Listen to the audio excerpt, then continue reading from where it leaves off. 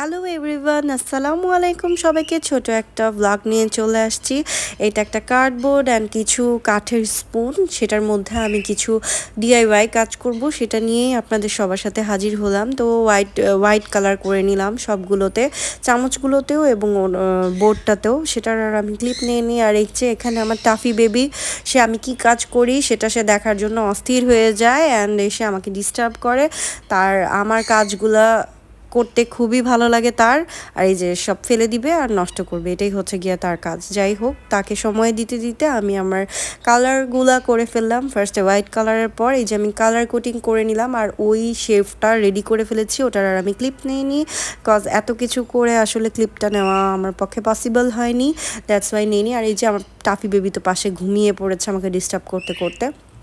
দেন এই যে আমার পুরা যে থিমটা ছিল সেইটা কমপ্লিট করে ফেললাম। সো আমি এই ব্লগটা আসলে ওইভাবে গুরুত্ব দিয়ে করতে পারিনি, কারণ আসলে ব্লগ করতে গেলে আমি আসলে কাজটা ঠিকমতো করতে পারি না।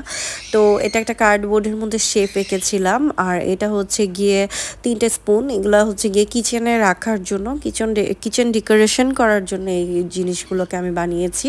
তো এইটার মধ্যে আমি হচ্ছে গিয়ে ওয়ার্নিশও করে নিয়েছি। ওয়ার্নিশ করার পর এটার যে লুকটা এরকম এসেছে, ফাইনাল লুক। তো এটাই হচ্ছে গিয়ে সেই ছোটোখাটো একটা ক্লিপ, যার কারণে আমি শেয়ার করলাম আপনাদের সবার সাথে। আর এগুলোর ডিটেলস কি, কোনটা কি কালার ব্যবহার করেছি, কি ভার্নিশ অ্যান্ড কীভাবে কি, এগুলো যদি ফার্দার জানতে চান কমেন্ট করতে পারেন।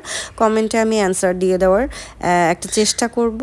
তো ব্লগটা এই পর্যন্তই থাকছে। আর যদি ভালো লাগে অবশ্যই আমাকে একটা লাইক কমেন্ট করে জানিয়ে দিবেন। আল্লাহ হাফিজ সবাইকে।